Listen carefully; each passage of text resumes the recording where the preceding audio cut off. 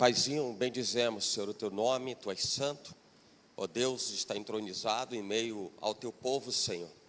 E o nosso coração, Senhor, ele geme, ele suplica, Pai, o teu favor, ele suplica a tua presença, ele suplica, Pai, a tua direção, para que o nosso coração, Senhor, esteja centrado na tua vontade. Deus, eleva, meu Senhor, os nossos pensamentos e as nossas intenções a um nível, Pai, de intimidade, de profundidade, de comunhão, de profundidade, Senhor, em tua presença. Tira dos meus, Senhor, em nome de Jesus, de toda e qualquer zona que nos leve, meu Senhor, à estagnação, que nos leve, Senhor, à mecânica natural, ó Deus, que muitas vezes, Senhor, são as nossas algemas, Pai, para que nós não atinjamos, Senhor, o nível mais elevado que o Senhor requer de nós. Aprimora, Senhor, a tua natureza em nós. Aperfeiçoa, meu Senhor, o teu poder em nós. Nos dá, Senhor, discernimento, Deus, para entender, meu Senhor, os sinais do Espírito e também, Senhor, as evidências, ó Pai, e as coisas que nos cercam neste mundo. Em nome de Jesus, Senhor, que os nossos olhos estejam postos em Jesus Cristo e tirados de nós mesmos, Pai. Que as nossas, meu Senhor, as nossas ações, elas estejam vocacionadas a engrandecer o teu nome, a tê-lo como centro de todas as coisas. Não, Senhor, como experimentação própria daquilo que vai nos levar, Deus, a nossa própria exposição, mas que tudo, Senhor, possa fazer menção do teu nome. Quanto mais perto, Pai, do Senhor estivermos, mais estaremos engrandecendo a Ti. E se esse, Senhor, é o melhor termômetro, e nós sabemos que é, do quanto nós estamos íntimos do Senhor, falaremos cada vez menos de nós mesmos, faremos menos, Pai, aquilo que nós queremos, e cumpriremos, Senhor, sem dúvida alguma, mais aquilo que o Senhor quer de nós.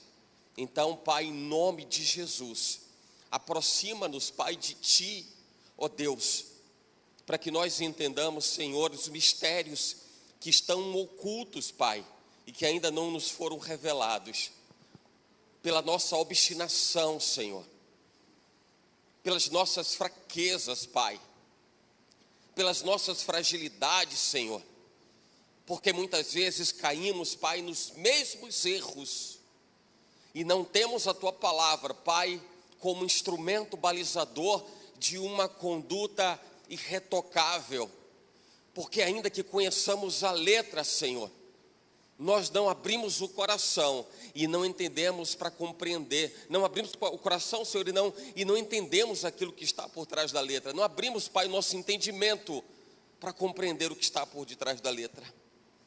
Em nome de Jesus, Senhor, forja, ó Deus, o caráter, Pai, de um exército pleno, um exército, Senhor, polido segundo o Teu Espírito e preparado, Pai, para avançar em cada uma das incursões, Pai, as quais o Senhor nos levar, porque em cada uma delas, ó Deus, saberemos que a vitória será certa, mas não, Senhor, pelo ímpeto do coração do homem, ou pelo romantismo produzido pelos mesmos corações, que apenas, ó Deus, se deixam levar pelo que ouvem, mas que, Senhor, entendem a mudança de atitude, o papel, a postura adequada, para que sejamos realmente um exército vitorioso.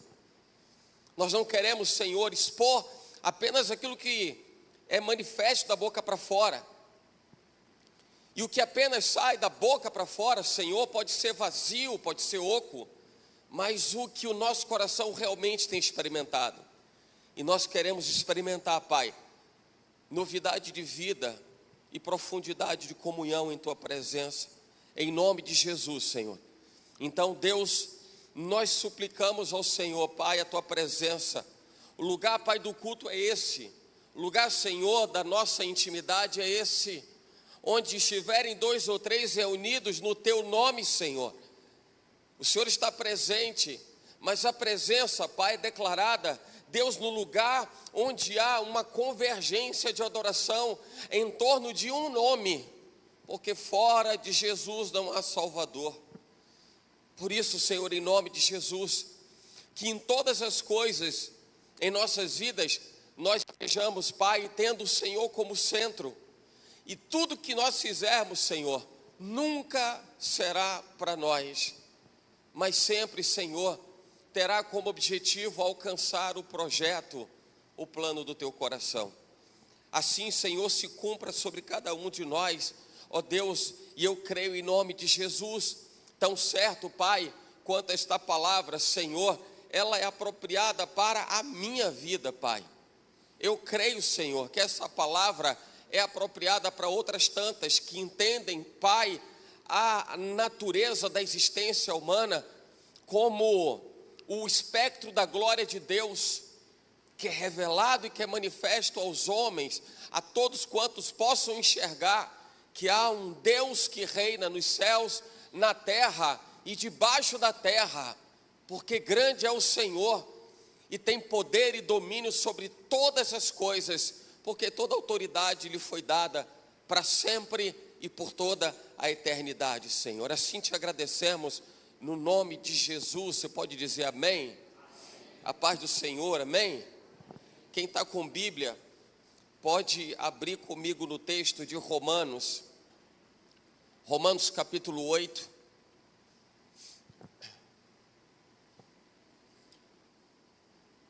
Romanos capítulo 8, o versículo 35,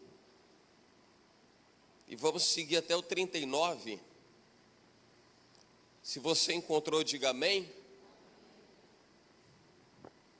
Glória a Deus. Está escrito assim, versículo 35: quem nos separará do amor de Cristo?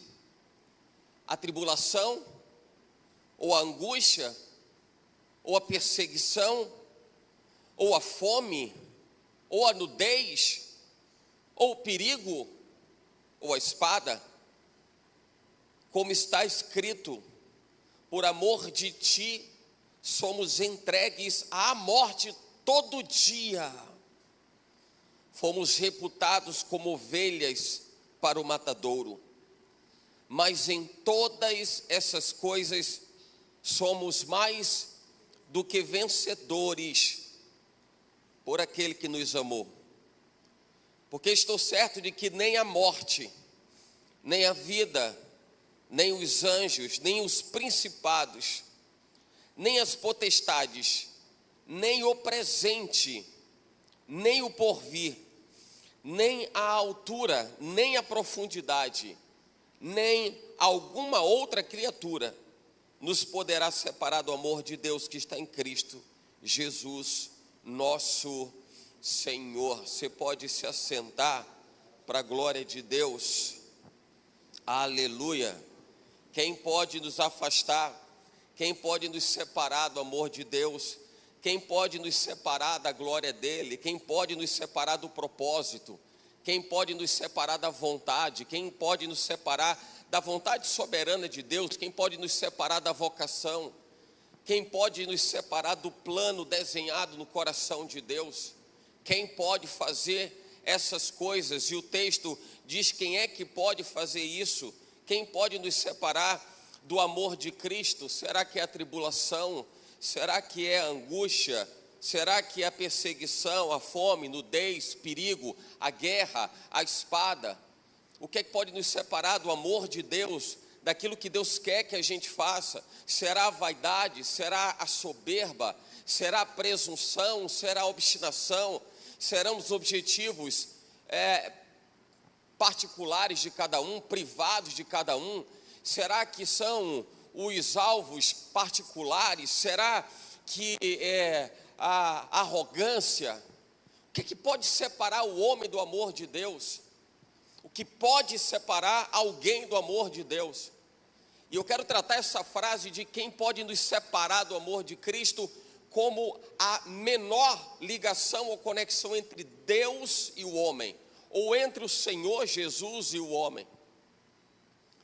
Qualquer coisa que a gente faça e a gente declare o nome de Jesus, nós vamos entender, ou as pessoas vão entender que esse aí tem parte com Deus. Se alguém gritar na rua e disser, Deus tenha misericórdia, alguém vai dizer, esse cara ou essa mulher é um homem de Deus ou uma mulher de Deus. Porque nós criamos modelos de relacionamento que as pessoas têm com Deus, que às vezes funcionam somente pelo que as pessoas falam. Quando alguém fala em nome de Jesus, já vi tanta gente falando em nome de Jesus, não dá um segundo de sua presença na igreja, ou sequer tem um hábito de se relacionar com Deus, mas pelo fato de falar em nome de Jesus, parece que é um mantra, parece que está falando uma palavra mágica, e parece que tem que acontecer, porque de repente foi uma experiência que alguém teve em falar o nome de Jesus. Eu não estou dizendo que não tem poder nem para ser declarado pelo ímpio, porque há poder no nome de Jesus, declarado por quem quer que seja, mas eu não estou tratando de poder de Deus. Eu não trago ao mérito do que a gente está conversando o poder de Deus. O mérito que eu trago é relacionamento com Deus, é intimidade com Deus, é envolvimento com Deus. E quem nos separará do amor de Deus? Onde a gente vai encontrar um elenco de possibilidades das pessoas dizerem, eu tenho dificuldade de me relacionar com Deus, eu tenho dificuldade de criar mecanismos e estabelecer rotinas de relacionamento com Deus. E eu não vejo outra forma de alguém se relacionar com Deus, senão encurtando essa aproximação com Ele. Porque qualquer pessoa que falar no nome de Jesus, declarar amor a Deus, ela pode ter até alguma relação com Deus. E eu sei que não vai caber a mim, nem vai caber a homem algum estabelecer nenhum tipo de métrica para poder estabelecer o quanto é essa intimidade. E nem eu tenho essa presunção. Eu quero provocar você a refletir, pensar na sua melhor relação com Deus. Na ciência, na linguagem científica, mais precisamente a matemática, ela diz assim, que a menor distância entre dois pontos é uma reta. A reta é a menor distância entre dois pontos. Agora eu trago uma informação que é importante, que esses dois pontos, eles estão separados ainda, que por essa expressão, esse entendimento matemático, científico, de que é a menor distância entre dois pontos é uma reta. Essa reta pode ser parametrizada por qualquer um, pode ter uma medida, uma dimensão dada por qualquer pessoa. Mas quando o Senhor diz, chegai-vos a Deus, Ele se chegará a vós, eu entendo que Ele está dizendo assim, se você diminuir, encurtar o tamanho dessa reta, você está mais perto de mim. Quanto mais perto dEle, é projetada a glória dEle sobre nós, de maneira que a grandeza dEle prevalece diante da nossa pequenez. É um exercício simples de sombreamento. Simples de sombreamento. Quanto mais você se aproxima do foco de luz, quanto mais você se aproxima do foco de luz, maior é a sombra. Quanto mais você se distancia, menor é a sombra. Dá para fazer isso até aqui agora, nem pensei nisso, mas dá para fazer. Mas quanto mais eu estou na direção do foco, da luz, eu estou aumentando a sombra. Eu me distancio dela, a sombra diminui. Nós precisamos estar dentro da sombra de Deus, para que Ele seja maior, para que Ele nos cubra, para que Ele esteja em nosso redor, para que Ele nos guarde pela frente, por detrás, em látere, por cima e por baixo. A gente esteja completamente envolvido pela presença e glória dEle.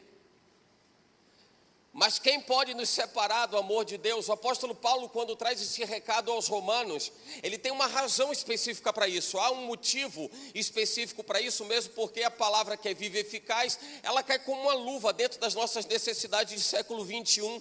Ainda que a gente esteja falando de primeiro século, lá pelos idos dos anos 57, 60, por aí, você vai encontrar Paulo falando para a igreja em Roma, instruindo a igreja que não há nada mais especial, mais profundo e importante do que compreender o projeto salvífico de Jesus Cristo, que fora dele não há salvação, que não há nenhuma razão de andar afastado dele. Aí você imagina todo o envolvimento, toda a dedicação de Paulo em querer trazer para a igreja romana, ou a igreja do primeiro século, ou a igreja em Roma, no primeiro século, trazer os fundamentos de Jesus Cristo, no meio daquele clima, o povo ali em polvorosa por conta da crucificação de Jesus, a perseguição à igreja primitiva. E Paulo está querendo isso, Paulo está em Corinto.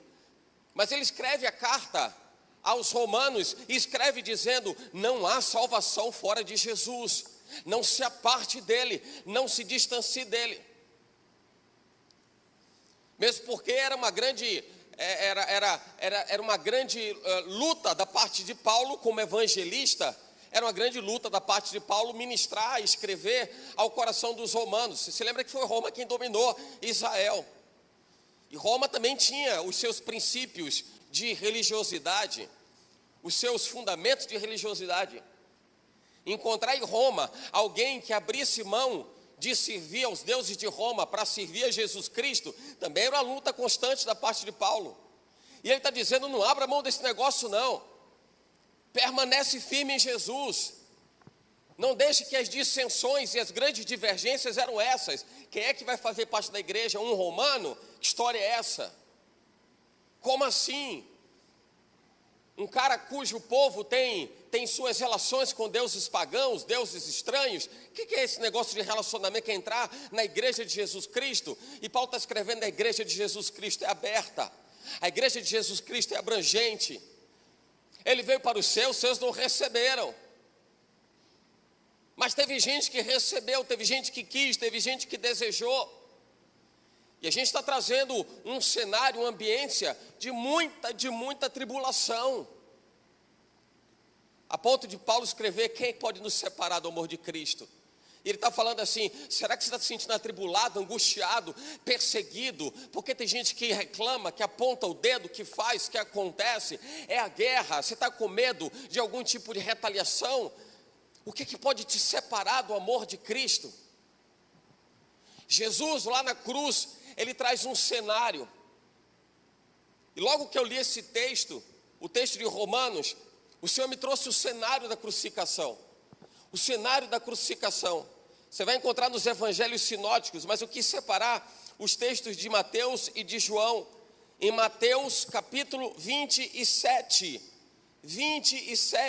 no cenário da crucificação, diz a Bíblia que naquele lugar, naquele momento, dado um certo tempo, Jesus perto de expirar, ali, a Bíblia fala no versículo 35,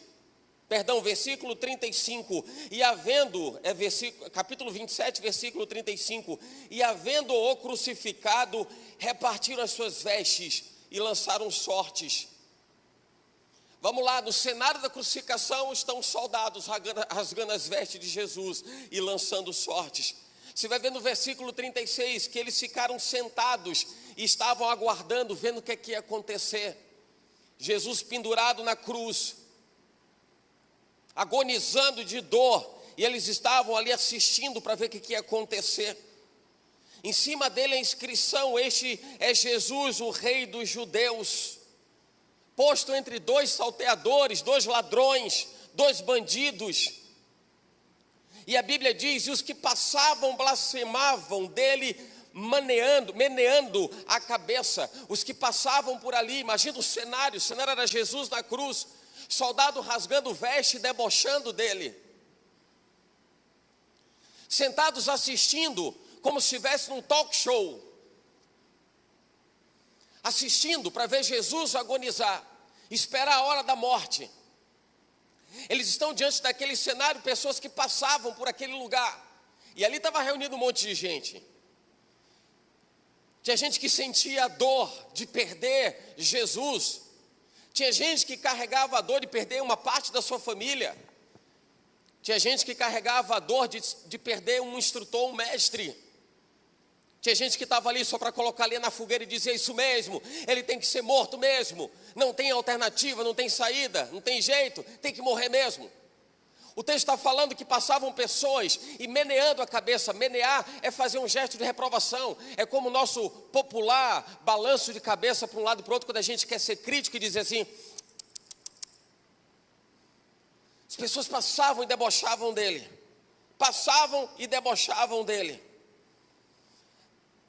A Bíblia declara nesse mesmo texto de Mateus 27, pessoas que falavam: você é tu que destróis o templo em 3 dias, o reedifica, salva-te a ti mesmo, se és o Filho de Deus, desce da cruz.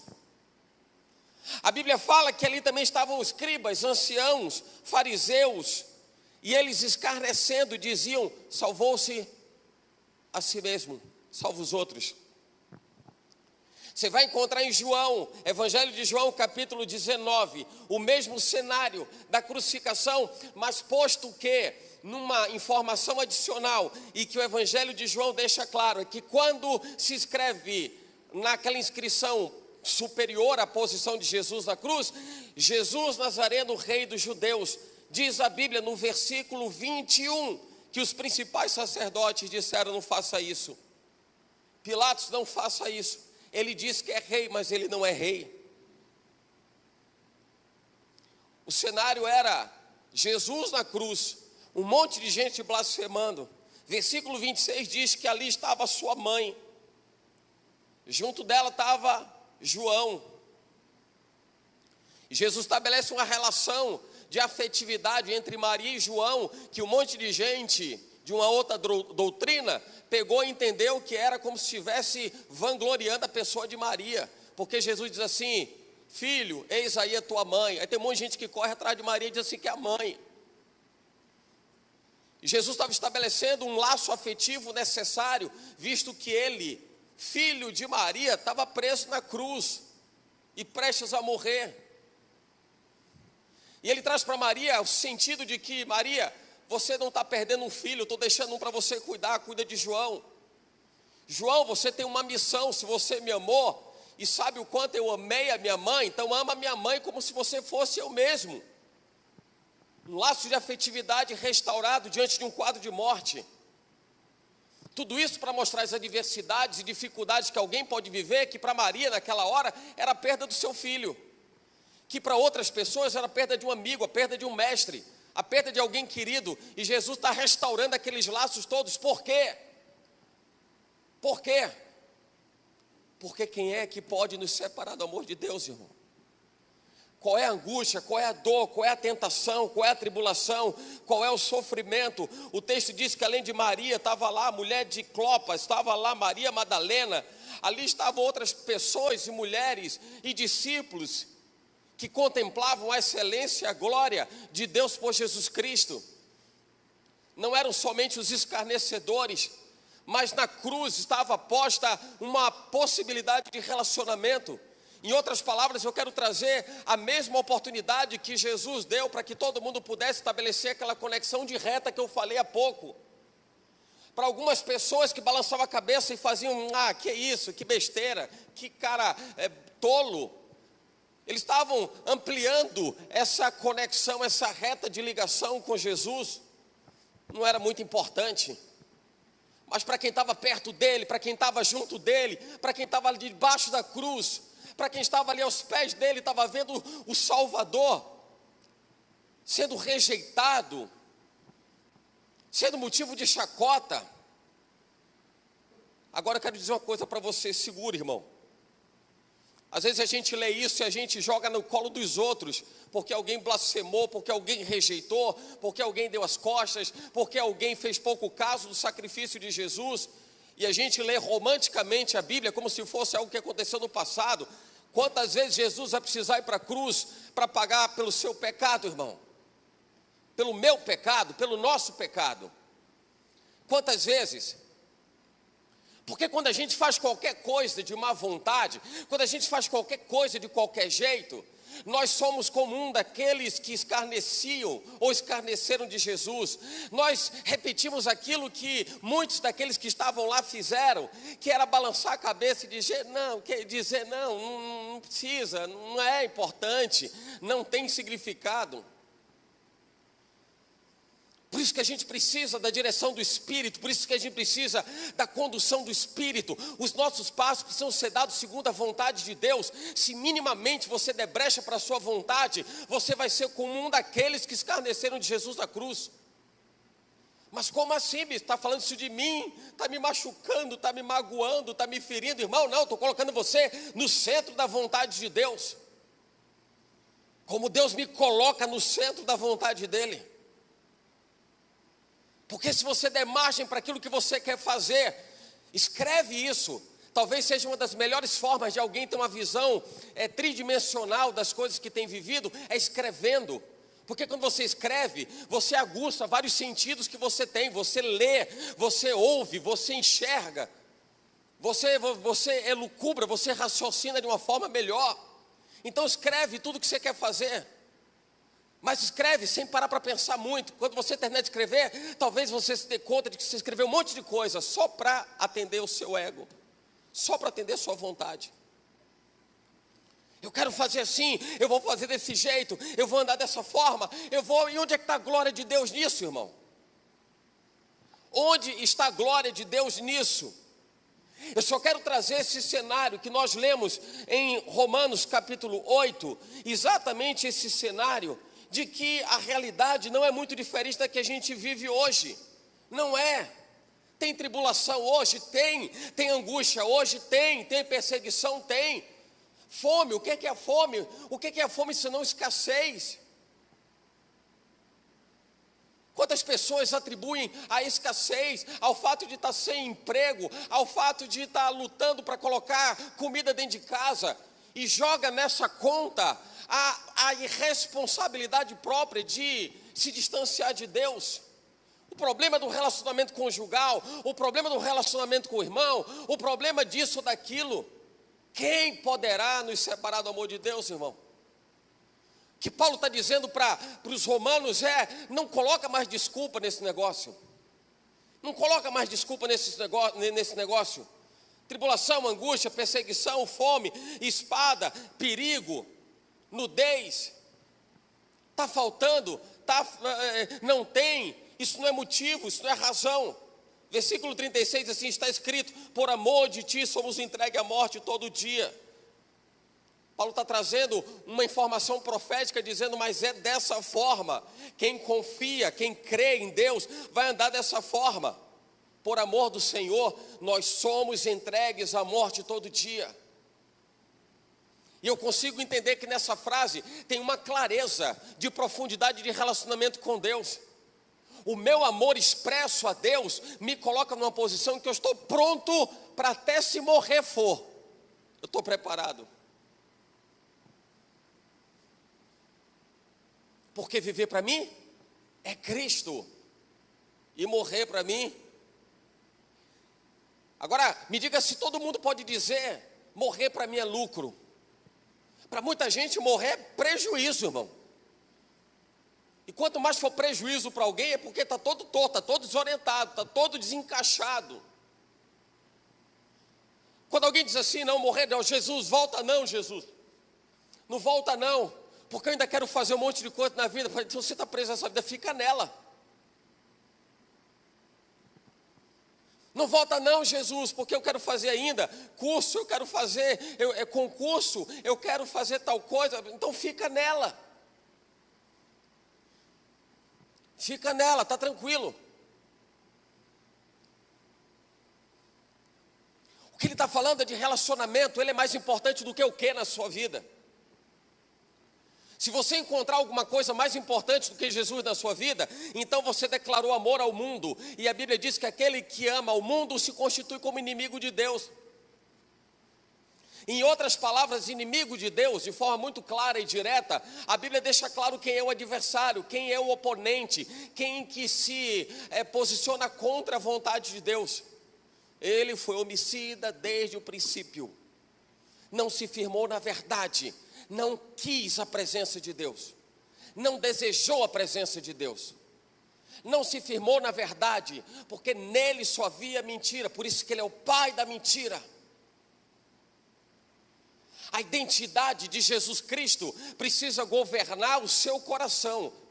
O seu coração é o centro de operações da sua existência.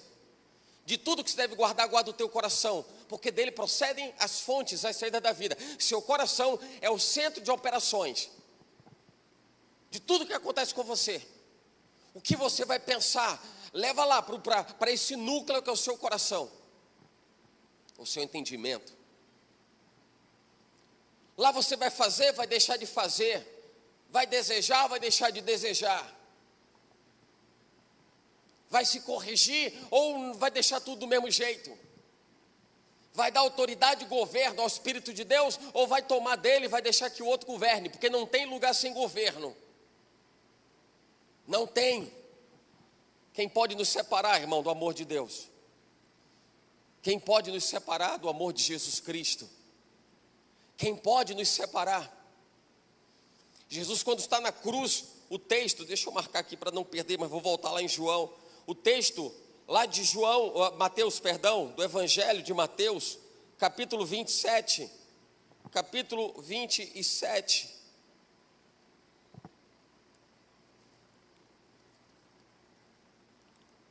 Deixa eu ver se lá no Evangelho de João, capítulo 19. Está aqui, irmão, está aqui.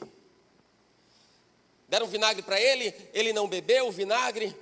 Jesus reclina a sua cabeça, entrega o Espírito. João 19, versículo 30, inclinando a sua cabeça, entrega o seu Espírito. Diz a Bíblia que da hora sexta até a hora nona, o equivalente ao nosso horário de meio-dia até as 3 da tarde, o céu fez-se em trevas. Aquele ambiente, trevas na Bíblia, é a densidade da escuridão. Aquele dia, aquele momento, aquele instante, era um instante que todo o peso do nosso pecado estava sobre ele. Todo o peso do nosso pecado estava sobre Jesus. Todo. É no findar daquele instante em que todo o nosso pecado estava manifesto sobre Jesus, que ele entrega o seu Espírito, reclina a sua cabeça, entrega o seu Espírito. E Jesus diz: está consumado. Imagina quando Jesus diz: está consumado. Ele não somente entrega a sua obra redentora nas mãos do Pai, mas ele deixa para nós um entendimento claro de que não precisa mais se preocupar com a angústia, com a dor, com a tribulação, com a tentação, porque está feito, está feito. Paulo se apropria disso e pergunta à igreja que está em Roma: quem é que pode nos separar do amor de Cristo?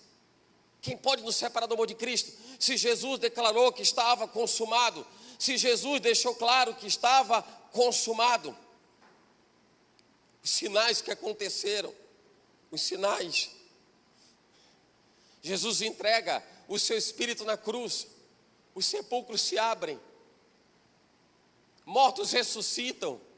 Jesus está mostrando de maneira clara, de maneira tão nobre e tão enfática, do poder, da glória, da autoridade, da majestade. Tem morto ressuscitando, irmão.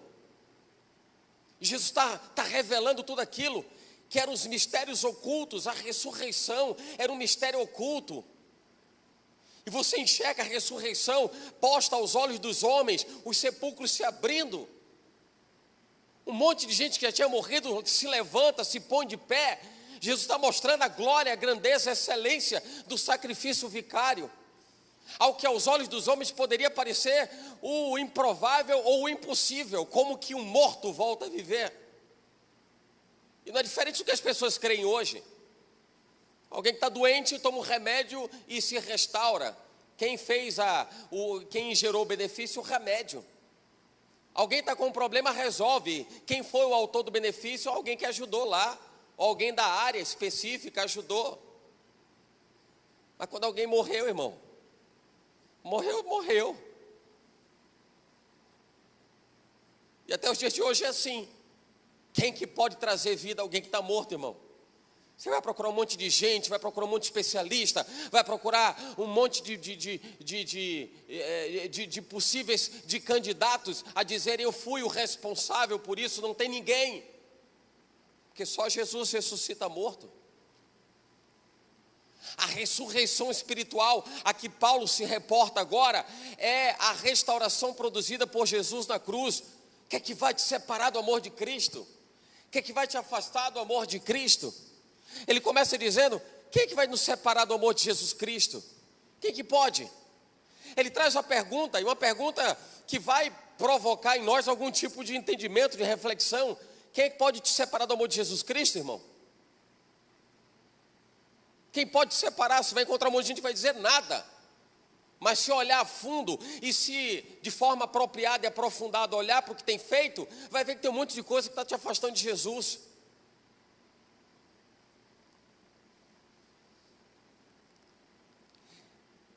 tem uma coisa que eu não sei se era o sentimento de Paulo. Quando Paulo diz assim: eu gastarei e me deixarei gastar por vossas almas. Eu imagino Paulo vivendo uma realidade de instrução às pessoas e dizendo: não faz assim. E ele volta e vê a pessoa fazer a mesma coisa. Aí ele: não, está tudo certo, é assim mesmo, eu vou ensinar de novo. Não faz assim. Aí a pessoa vai, ouve e tal, aprende, mas faz a mesma coisa. E ele volta e diz assim: não faz assim. Eu imagino, para mim, esse é o retrato do eu me gastarei, me deixarei gastar por vossas almas. É alguém que está dizendo: eu estou tentando mostrar, você ainda não enxergou, você ainda não entendeu. Você ainda não entendeu. E ao contrário do que algumas pessoas pensam, tem gente que faz a leitura que o papel, por exemplo, o papel do pastor é o papel da babá. É o papel de alguém que vai ficar no pé, que vai ficar atrás. Não, não é isso. Instrução, a direção de Jesus Cristo foi ensinar a doutrina. Ensina a doutrina. Quando o Senhor, Ele estabeleceu através da igreja primitiva, Ele estabeleceu a divisão funcional das tarefas da igreja, ficou claro que não dava para que os mesmos cuidassem de tudo. Ele separa alguns que cuidariam do esforço excelente do trabalho diaconal, faz o trabalho que um diácono faz, elege pessoas que estejam dentro do perfil, mas nós vamos cuidar da palavra, vamos ministrar a palavra, vamos instruir a doutrina. A gente não pode perder a visão e a direção da doutrina. Mas quando ele fala de ensinar a doutrina, ele não está dizendo: eu vou repetir isso 10 vezes, 20 vezes, 50 vezes, 100 vezes, porque a seara é gigantesca. A questão da leitura das pessoas, de que de repente o pastor tem que ficar no pé, tem que ficar ali acompanhando, tem que ver, né? Não estou tirando a responsabilidade pastoral de acompanhar e saber como a ovelha está, irmão. Mas existe uma coisa muito clara nas Escrituras que diz respeito à ovelha perdida e à ovelha rebelde. Ovelha perdida e ovelha rebelde. O pastor deixa as 99 por causa da ovelha perdida. Por que alguém, para pensar nisso, deixaria 99 por causa de uma? O texto nos diz que ele deixa 99 com alguém que está cuidando, com alguém que está olhando, está todo mundo amarrado uma na outra. Não, ele deixa 99 que estão firmes, seguras, estão bem. Aí tem 99, bota na balança, numericamente falando, 99 e uma, quem pesa mais? Lógico, 99. Mas são 99 que não estão em risco. Ele corre atrás daquela que está em risco, porque é perdida. Mas a mesma Bíblia que diz assim, que a ovelha, ela ouve e ela conhece a voz do seu pastor. O que difere a ovelha perdida da ovelha rebelde? Porque a ovelha perdida, ela se desgarra do bando, mas ela conhece a voz do seu pastor. E ela se torna uma dentre as 99, por exemplo. Ela se torna uma segura tanto quanto são as 99. Mas a rebelde faz o que quer. O que é que pode nos separar do amor de Jesus Cristo, irmão? O que pode nos separar do amor de Jesus Cristo? A nossa rebelião. O que tirou Adão e Eva do Éden foi a rebelião. O que fez Davi cair quando ele se relacionava com Deus foi a rebelião de se voltar contra a instrução de Deus. A rebelião. O que Paulo está falando para a igreja em Roma é: não se deixem ser levados pela rebelião. Porque se você fizer aquilo que te agrada, você vai se rebelar contra a vontade de Deus. E qualquer pessoa que faz aquilo que lhe apraz fora da vontade de Deus, se rebela contra a vontade dele. Isso é muito claro. Isso é muito claro. Se Deus tem um plano, tem um projeto na vida de cada pessoa, obviamente que qualquer coisa que se faça fora da vontade dele é uma ação rebelde. Quem nos separará do amor de Cristo? Quem nos separará do amor de Cristo? Aí Paulo pega essa pergunta, pega esse questionamento E ele responde com outra pergunta: a tribulação, a angústia, a perseguição, a fome, a nudez, o perigo, a espada. O que pode te afastar do amor de Jesus Cristo, irmão? Ou que te tem afastado do amor dele? Por que ele não é tão atrativo? Por que não há prazer em fazer as coisas para Jesus? Porque algumas pessoas ainda conectam qualquer coisa que façam à figura do homem. Será que nunca entenderam que nunca foi sobre nós? Será que nunca entenderam que nunca foi a nosso respeito? Nunca. Para nenhum líder, para nenhum pastor de lugar nenhum, para nenhum cooperador, seja chamado da forma que for em cada ministério, nunca foi sobre nós. Tudo é para falar do amor de Deus, tudo é para a expansão da glória de Deus. E se tivermos algum modelo onde as pessoas possam aproximar essa reta, encurtar essa reta, para fazer com que dois pontos sejam quase que confundidos num ponto só. Senhor, foi o que Jesus disse: Pai, faze um em nós, assim como eu e tu somos um. Pega eles e coloca eles dentro da gente, e a gente dentro deles, para que a gente seja um.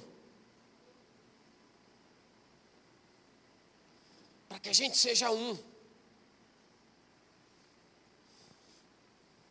Ah, mas isso é impossível. Mas é possível ao que crê, irmão. Eu entendo que a nossa conjuntura social, ela é tão adversa, ela é tão ruim nesse contexto, mas ao mesmo tempo isso abre o entendimento de que a seara é gigantesca. A alma grita, o coração grita pela presença de Deus, irmão. Ah, mas aquele é arrogante. Você vai encontrar nos arrogantes corações destruídos, arrebentados, porque precisam. O espírito do homem precisa se nutrir do Espírito de Deus. Como a Bíblia fala, Hebreus 4:12, a palavra de Deus é viva e eficaz, mais penetrante que espada alguma de 2 gumes. Ela penetra até a divisão da alma do espírito, das juntas e medulas, e ela é apta para discernir os pensamentos e a intenção do coração. Olha que quando a Bíblia, ela diz dela mesma, que ela penetra até a divisão da alma e do espírito, ela fala o que a nossa alma precisa. Precisa de Bíblia para discernir o que o Espírito está dizendo. Vai lá, Bíblia. Vai lá, rigorosamente, literalmente a Bíblia. E ela diz assim: olha, eu tenho o que você precisa. Sua alma precisa ser renovada. E eu tenho. Como que a Bíblia tem? Espírito, espírito, espírito. Ela está no meio. Tem alma e tem espírito. E ela diz assim: espírito, se enche do Espírito de Deus, se enche do Espírito de Deus. Isso nos aproxima dele. Isso nos traz mais perto dele, mais próximos dele. Então, com aquela pergunta: quem nos separará do amor de Jesus Cristo? Aí Paulo responde com uma pergunta: será que é angústia? Será que é dor? Será que é nudez? Será que é o perigo? Será que é a espada? Será, irmão? Será que o que tem te afastado de Jesus Cristo é a frieza? Será que você começou a acreditar que tudo que é feito na igreja, as coisas são feitas na igreja, não fazem você se apaixonar pelo propósito? Será? Será que se de repente alguma diversidade, alguma aversão ao irmão, será que é isso? Então talvez você esteja glorificando a causa, o problema, a situação com o irmão, do que glorificando a Deus. Será que é por conta dos seus objetivos particulares, seus propósitos pessoais, e de repente está afastado? Tem muita gente que não tem essa leitura. Eu vou dizer para você, todo mundo acha que aquilo que faz saltar o coração, a pessoa ficou apaixonada por aquilo, ela acha que Deus está naquele negócio. Não necessariamente, irmão. Estou querendo fazer sei lá, qualquer coisa, vale para qualquer coisa você imaginar. Quer comprar, quer adquirir, quer fazer, quer realizar, e você pode ficar encantado com aquilo. Pode ser um encanto efêmero, passageiro. Passageiro. Onde está a vontade de Deus nisso? Deus quer isso mesmo? Deus quer essa viagem? Deus quer essa aquisição, essa compra. Deus quer esse projeto, Deus quer essa empresa, Deus quer... O que Deus quer, irmão? O que Deus quer de você? A gente aprendeu a fazer as coisas por vontade própria. A natureza da nossa criação, ela é direcionada para o faça você mesmo e faça o que você quiser.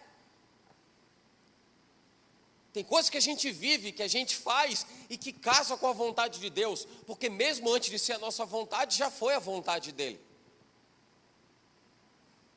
Se antes da fundação do mundo, nós já havíamos sido constituídos, gerados no coração de Deus, imagina aquilo que a gente deseja viver e fazer, se já não foi gerado no coração dele.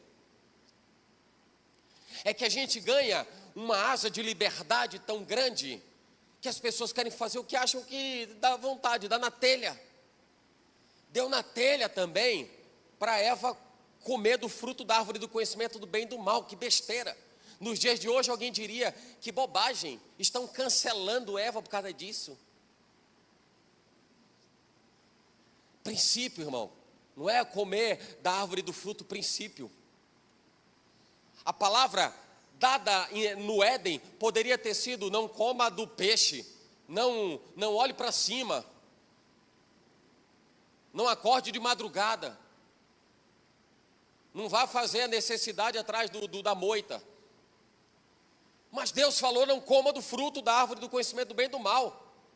A questão é simples, é obedecer ou não obedecer.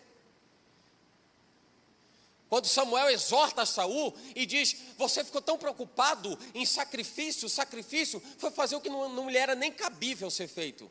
Não era para você fazer isso. Você não tem responsabilidade sacerdotal de sacrificar nada para Deus, porque vai entrar em luta, em guerra, a gente vai pelejar, então eu aprendi que tem que sacrificar, então eu vou sacrificar. Quem disse que é assim? O coração dele ficou apaixonado por isso. Talvez muita gente numa situação similar diria assim, poxa, mas é isso mesmo, se toda vez que alguém vai para a guerra, que Israel vai para a guerra, vai sacrificar a Deus, então vamos fazer isso, aleluia, e o outro lá, glória a Deus, oh, aleluia, Deus está falando, o Espírito está se movendo. Peraí, irmão.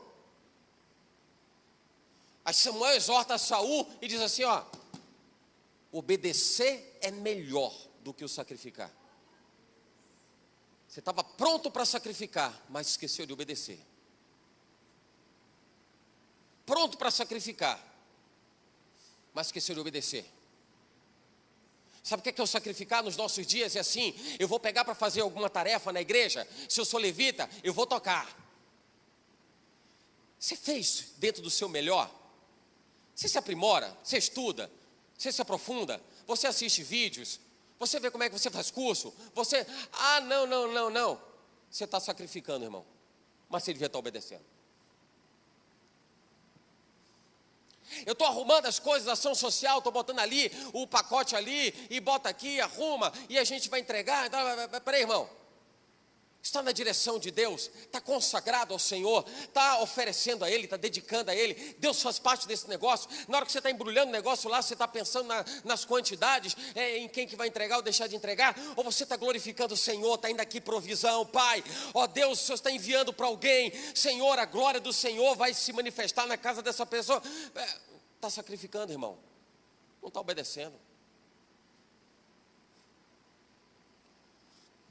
Que comida, qualquer um bota no prato de alguém. Mais do que comida acaba. Comida acaba. É um daqueles tesouros perecíveis que Jesus declara que a gente não pode ajuntar na terra. Não ajunte tesouros na terra. Comida é perecível. Você vai se lembrar de Jesus no deserto, quando Satanás tenta ele, o diabo tenta ele. Se é o Filho de Deus, transforma essas pedras em pães. Ele está trabalhando onde? No físico, naquilo que tira o foco do homem em relação à glória de Deus. Jesus estava num propósito, jejum, propósito, relacionamento, espírito. Aí tem gente que acha que não tem uma relação. Peraí, você não é um sobrenatural, você não é um negócio diferente, você não desconecta as coisas de você é tricotômico, corpo, alma e espírito. O corpo vai gemer mesmo, irmão. Vai gemer mesmo. Na hora do jejum, o corpo vai gemer mesmo. Para você entender e colocar o corpo no lugar dele, a carne no lugar dela, e colocar o espírito no lugar dele. Pronto, simples assim. Transforma essas pedras em pão e sacia a sua fome. 40 dias? Tem gente que consegue ficar meia hora sem comer, boca nervosa. Imagina 40 dias. E Jesus diz assim, mas nem só de pão viverá o homem. Ele está dizendo, essa comida é perecível. Não é esse pão acaba, esse pão embolora, esse pão se perde. Mas eu tenho que viver de outro pão. Palavra de Deus. A palavra de Deus é o pão. A palavra de Deus é o pão. Quem pode nos separar do amor de Jesus Cristo, irmão? Quem pode nos separar do amor de Jesus Cristo? Aí a gente abre a boca para dizer, mas eu sou mais do que vencedor. Mas eu sou mais do que é mais do que vencedor aquele que está em Jesus Cristo. Porque de repente alguém pensa que está e não está. E eu vou dizer, desculpa, não é um vencedor, é um iludido. Irmão, eu preciso provocar em você isso. A gente precisa se provocar quanto a isso. E eu falo como o apóstolo Paulo disse. Eu não digo que já haja alcançado, falo a mesma coisa. Não digo que já haja alcançado, mas deixando as coisas que para trás ficam, eu prossigo para aquelas que estão adiante de mim.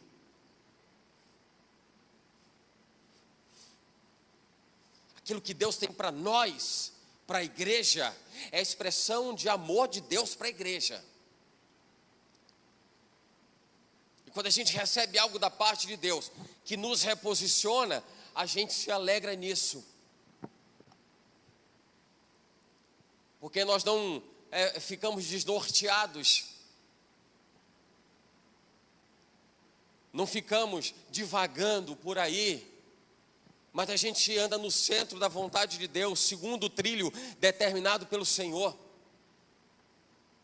Tenha discernimento para entender as coisas que precisam ser mudadas, irmão. Porque senão a gente vai arrumar justificativa para tudo. Tudo. Senão as pessoas vão achar que ceia, perder ceia uma vez não tem problema. E se perder duas? Se perder uma não tem problema, também não vejo problema perder duas. Se perder três? Se não achou valor em uma, por que três? Mas que besteira, isso é religiosidade. A ceia é memorial. Jesus deixou isso muito claro. Façam isso todas as vezes que lembrarem de mim. Não podia fazer isso agora, a gente está falando dele. Façam isso todas as vezes que lembrarem de mim. Ele está dizendo, não se esqueça de mim. E quando ele fala não se esqueça de mim, não é em vão, não é à toa, irmão. É porque tem muitas rotinas de vida que a gente vive e que talvez você nem se dê conta que Jesus exista. Está tão atribulado, está tão agoniado no trabalho, no dia a dia, faz e acontece. Aí é quando as pessoas às vezes geram somente um relacionamento dominical com Deus. Quando é que eu vou me relacionar com Deus? Domingo. Peraí, então segunda, terça, quarta, quinta, sexta, sábado, Deus não está nem aí, né? Não é nem aí para ele, né? Não precisa. Isso tem uma coisa que me corrói quando alguém diz assim, mas Deus sabe todas as coisas. Eu diria assim, não sei o que é que Deus falaria para nós, nem para mim, viu, Senhor? Deus sabe sim de todas as coisas, irmão. Eu aprendi na infância que o pior cego é aquele que não quer enxergar.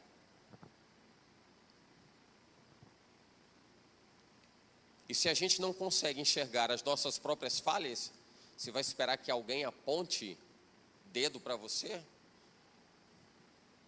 Nem é a melhor recomendação dentro das Escrituras. Alguém vai lembrar, não está escrito, antes de você olhar o argueiro do olho do irmão, tira a trave que está no seu olho. O convite não é para que ninguém olhe o argueiro que está nos seus olhos, é para que nós tiremos as nossas traves. É que nós tiremos as nossas traves. A mensagem de hoje não é para que o irmão aponte o argueiro que está no seu olho, é para que nós tiremos as nossas traves. Somente.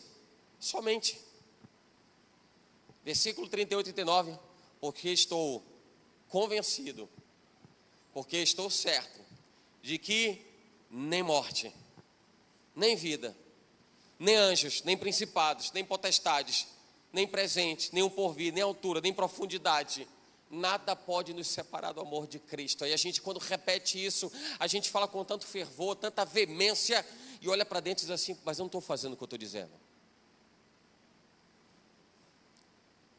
Nada pode nos separar do amor de Jesus Cristo, nem morte. Aí você olha assim, pô, estou vivo, então a morte não é, está tudo certo.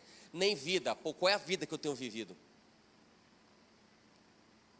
Falava da ceia memorial. O corpo e o sangue de Jesus, se isso não sacudir você, se isso não mexe com você, então, de repente, alguém que está enxergando a ceia exatamente como Paulo disse que não era para ser. Cada um que quer comer, coma na sua casa, você não vem comer e beber. Então, qualquer pessoa que não se sente mais movida, tocada pela ceia, só vem comer e beber mesmo, não tem problema. A gente arruma suco de uva e arruma pão para você, não tem problema nenhum. E nem aquele pequenininho da ceia, porque não vai alimentar. A gente vai ali na padaria, pega logo uma vara de pão, se é para comer, se é para comer, está certo. Esse é o projeto de Deus. Isso não é religiosidade não, irmão. Isso não é religiosidade. A gente está vivendo um tempo de tantas coisas comuns, do seja o que você quiser, do faça o que você quiser, que a gente está vendo um monte de aberração. Nós só estamos colhendo as consequências daquilo que a gente tem plantado. Nós, o homem, a gente está vivendo hoje o que a gente plantou e tem plantado, especialmente nos últimos anos. Especialmente nos últimos anos.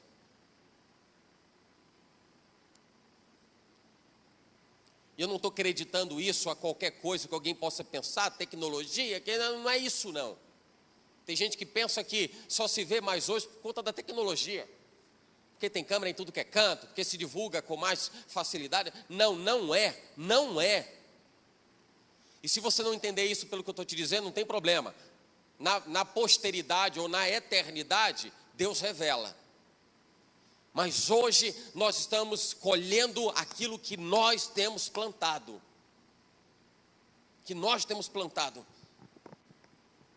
Nem morte, nem vida, nem anjos, nem principados, nem potestades, nem o presente, nem o porvir, nem altura, nem profundidade, nem outra criatura pode nos separar do amor de Deus que está em Jesus Cristo, nosso Senhor. Será, irmão? Nada te afasta do amor de Jesus Cristo. Nada. Onde você aplicou o seu coração e se deixou seduzir por algo que Deus não tinha parte com aquilo, Deus não estava naquele negócio. Onde você se deixou seduzir por alguma coisa que Deus não deu aval, Ele não carimbou, Ele não disse vai nessa tua força, porque eu sou contigo. A gente usa em nosso bel prazer, a gente pega a frase e aplica na nossa vontade. Eu vou fazer tal coisa porque eu quero. E aí a gente pega e adequa, customiza dentro da vontade de viver e diz assim, e Deus me faz mais do que vencedor. E o Senhor é comigo e Ele diz, vai nessa tua força. E muita gente tem ido na força do próprio braço e quebra a cara. E eu repito o que eu comecei falando no início.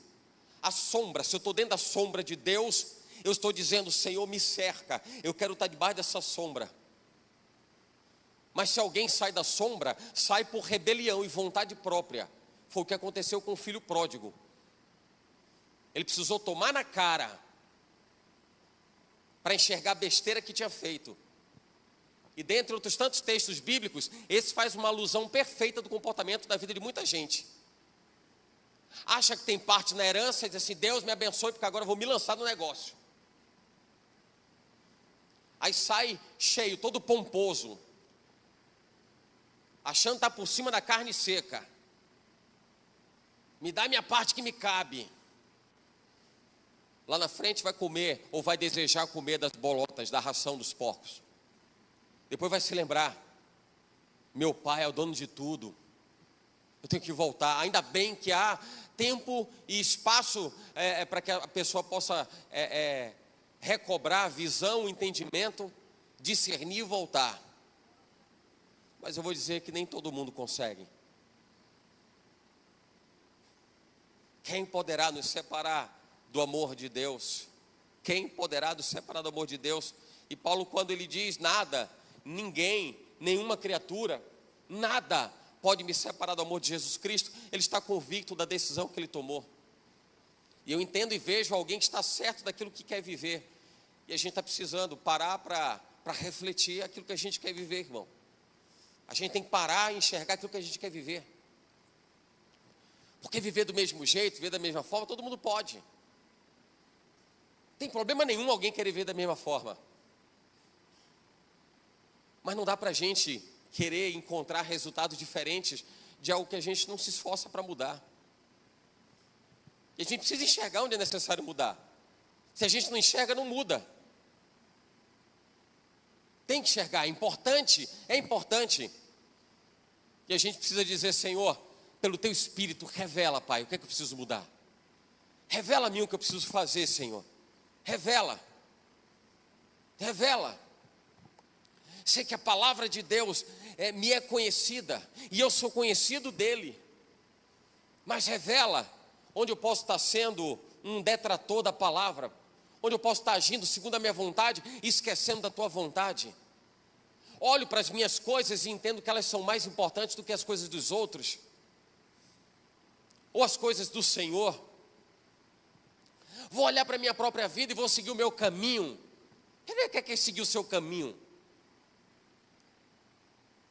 Eu entendo pela Bíblia que só tem uma possibilidade. Caminho só tem um, que é Jesus. Eu sou o caminho. Ele não diz eu sou um caminho. Ele diz eu sou o caminho. E eu entendo que nisso ele está falando que para você encontrar o propósito, você tem que estar nesse caminho. Qualquer outra coisa para mim é atalho. O caminho tem um, atalhos tem um monte. E tem muita gente andando pelos atalhos, esquecendo o caminho. Eu vou viver o meu caminho, não, você vai viver o seu atalho, se você não estiver fazendo segundo a vontade de Deus. Se não andar na vontade de Deus, está vivendo um atalho, está andando pelo atalho.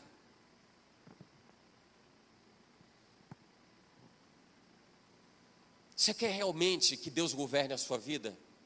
Fala para Ele dentro de você, no seu íntimo. Se realmente deseja, você quer. Você quer que o Senhor, Ele se aproprie do seu ímpeto? Você quer que o Senhor se aproprie da sua forma de enxergar as coisas, da maneira como você precisa se reportar ao irmão, da forma como você precisa instruir o irmão, da maneira como você precisa ajudar o irmão, como você vai ajudar dentro do seu departamento, como você vai cooperar, como você vai se esforçar dentro do seu departamento? Olha, eu estou pronto a renunciar também. É que muita gente acaba pensando assim, eu renunciar? Não, o outro não renuncia. Então está sendo tão hipócrita e tolo quanto quem não renuncia, irmão. E toma como régua de medida o mesmo comportamento errado do irmão. Diz a minha mãe, tenha paciência.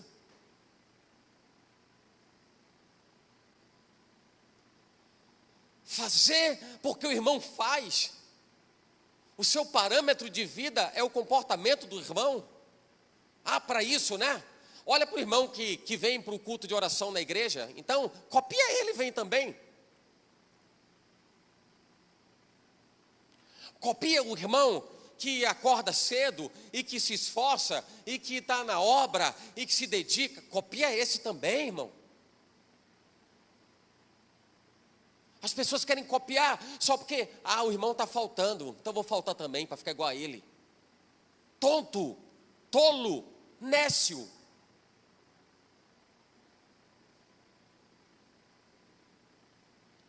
Tolo. Eu falo aqui na igreja que o culto é feito por pessoas para Deus. O culto é para Deus. Se você disser, se não existir o culto, Deus continua glorificado. Ele continua sendo o Senhor. Se a gente tiver 200 cultos na semana, Deus continua glorificado. Se não tiver nenhum, Deus continua glorificado. Quando as pessoas se reúnem, elas se fortalecem para dizer: Deus, eu sei que o Senhor é glorificado. A glória que é manifesta para o Senhor, ela é derramada sobre a igreja. Você está sendo beneficiado, irmão. Pura e simplesmente, você está se fortalecendo. Parece que as pessoas, para vir à igreja, às vezes parece que estão prestando um favor a Deus. Hoje eu não sei se eu vou. Hoje eu não estou muito afim. Hoje eu não estou me sentindo bem. Hoje não está legal. E não tem problema, porque o irmão, quando também não está legal, ele não vai, eu também não estou legal, eu também não vou.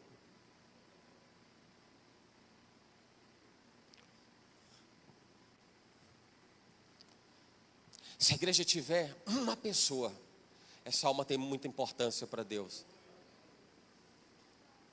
E o Senhor vai enxergar que tem uma alma que o adora, que o glorifica. Se tiverem milhares e milhares e milhares, o Senhor vai se alegrar pelas milhares e milhares de milhares que o adoram. Mas relacionamento com Deus não se faz pelo que o outro faz ou deixa de fazer. É o que eu tenho de história para contar do meu relacionamento com meu pai. É o meu relacionamento com meu pai. E eu sei que ele já me deu tudo que eu preciso para o buscar, para o adorar, tudo. Você não vai precisar melhorar a condição financeira para buscar ele, ou piorar a condição financeira para buscar ele. Você não vai precisar estar mais gordo ou mais magro, mais bronzeado ou menos bronzeado. Você não vai precisar de nenhum outro motivo para buscá-lo, senão que o seu coração o deseje, queira. Se o seu coração quiser, se o seu coração desejar, você já tem tudo o que você precisa. 2 Timóteo, capítulo 1, versículo 7. Deus não te deu espírito de medo, mas de poder, de amor, de moderação. O que significa dizer que Deus te deu aquilo que você precisava e precisa para entender o que tem que ser feito. Simples assim. Ser o que Deus quer que você seja. Apenas isso. E você tem o que você precisa. Você tem a palavra dele, você tem a presença dele. Para a glória de Deus. Eu desejo que essa mensagem possa encontrar no seu coração espaço, não para você se sentir machucado, ofendido, ferido, não, é para que a gente possa dizer: eu preciso, porque não vamos encontrar perfeição em nós mesmos. A gente não está trazendo nenhuma balança de aferição para saber quem é melhor, quem é pior, não, é para a gente saber se nós estamos sendo melhores do que nós mesmos. São balanças particulares, são balanças individuais. Eu sei que para muita igreja, para muita gente é assim: receba a sua vitória, receba a sua cura. Eu quero que você receba outra coisa hoje: receba a sua balança. Receba a sua balança. E pese nela a sua vida. Pese nela a sua vida. Quando a Bíblia fala que vai chegar o dia em que muitos dirão: Senhor, Senhor, em teu nome. Eu prefiro ouvir aquilo que a gente conversou hoje, do que ouvir: apartai-vos de mim, malditos, porque eu não vos conheço. Que Deus abençoe a sua vida em nome de Jesus.